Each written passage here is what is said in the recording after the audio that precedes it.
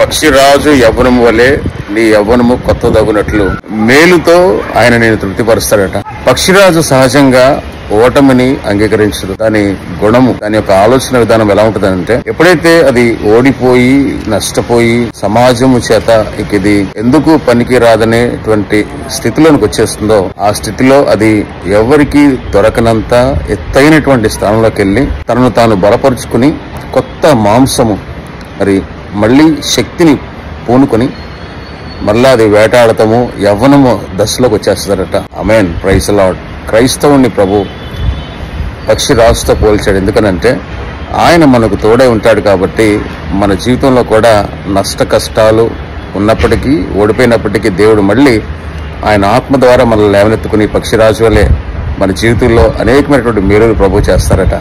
అలాంటి కృప మనం పొందుకోవాలని ప్రభు కోరుకుంటున్నారు ఆయన యందు విశ్వాసం ఉంచినట్లయితే. Praise the lord.